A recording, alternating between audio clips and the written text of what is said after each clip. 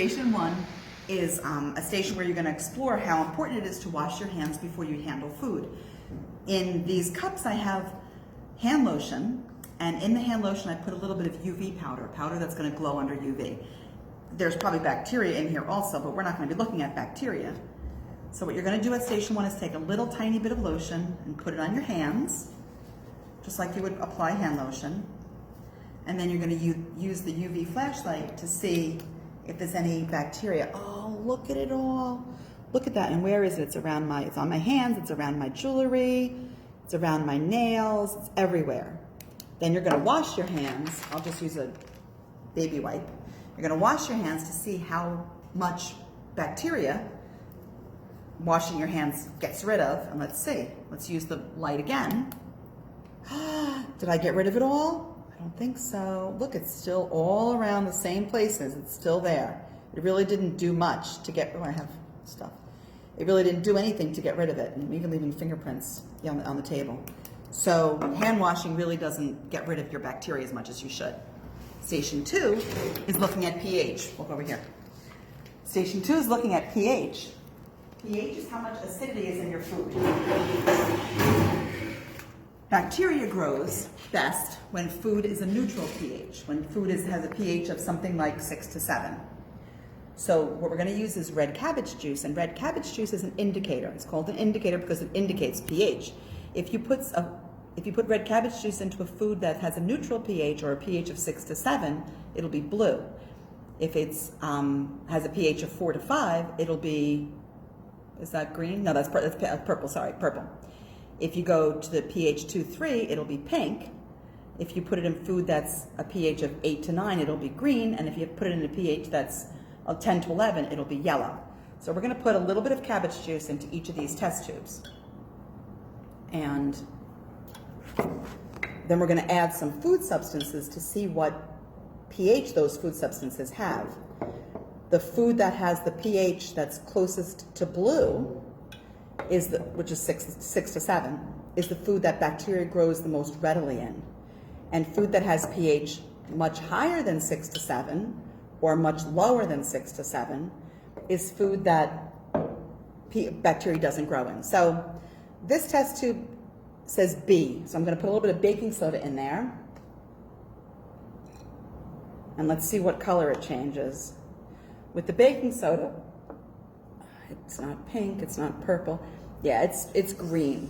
So bacteria is not likely to grow in this. It's pretty green, bacteria is not going to grow. So baking soda can sometimes be used to preserve food. This says L, so we're going to add some lemon juice.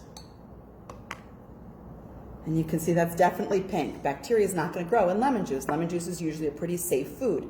There's not much bacteria in it. This is a control. Control is the test tube that you don't do anything to. You just look to see what it would be like if nothing happened to it. So it's kind of in between the purple and the blue. This test tube is for milk.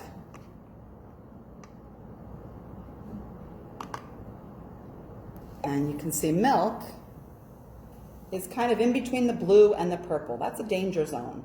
In between blue and purple is the place where bacteria likes to grow. So bacteria grows in milk very quickly.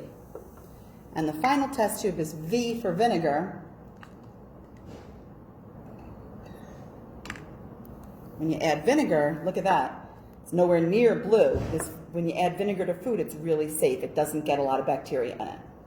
So at this station, we're just looking to see how different foods have different acidities, and the ones that are closest to neutral are the ones that are the most dangerous. This control was the one that had nothing added to it, and the milk really didn't change the pH, so bacteria grows in milk really quickly. Station 3 looks at temperature. At station 3, we have 3 different temperatures of water. We have hot water, a little bit cooler than if you were boiling it. We have cold water, which is water that's right out of the refrigerator. And we have room temperature water, which is exactly what it sounds like. Now, we're not going to add bacteria to it. We're going to add a little bit of yeast to it. Yeast grows in the same conditions as bacteria grow. So if the yeast grows, it'll be the same as if saying the bacteria will grow. I'm just going to swirl it a little bit. and then we're going to come back in like 2 minutes to look and see which one of these has signs that it's growing. But we're going to let that sit for a few minutes, and we're going to go look at station 4. Station 4 has the last 3 factors in FAT-TOM. F-A-T. T is for time. So in the first baggie, it says 0 minutes, and look, there's 1 rice grain, and that's representing the 1 bacteria that happened to get into your food. Now, in ideal circumstances, bacteria reproduce every 6.5 minutes. So 10 minutes later, where are they? There's going to be 2 bacteria. There they are, 2 rice grains. And after 30 minutes, we're at, I think that's like 16 rice grains. After 60 minutes, that's more than I even care to count. That's a couple of hundred. After 90 minutes, that's a big bag of rice. That's a cup and a half of rice. After 90 minutes, you've got a lot of bacteria growing in your food. In ideal circumstances, food that's been left out for 90 minutes has a lot of bacteria. And then after 120 minutes or 2 hours, your rice would have would weigh 10 pounds. The bacteria would have grown so much. When things double, by the time 2 hours is over, you'll have enough to fill 10 pounds of rice. The O in FAT-TOM stands for oxygen. So this is tomato paste that we just opened a little while ago. You see, it just looks like tomato paste. But this one we exposed to oxygen for a couple of days, and you can see that that's not something you'd want to eat. The O stands for oxygen. The more oxygen food is exposed to, the more likely it is to spoil, which is why when we can food, we make it in an oxygen-free environment.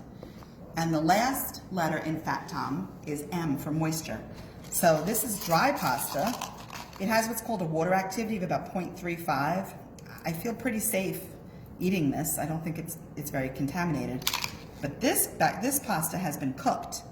And once pasta has been cooked, its water activity is almost 1.0. It's, I think, 0.98 or 0.97. And that means that bacteria can live there. So once pasta is cooked, it's got a lot of water in it, and bacteria can really grow. And that is our FAT-TOM experiment today.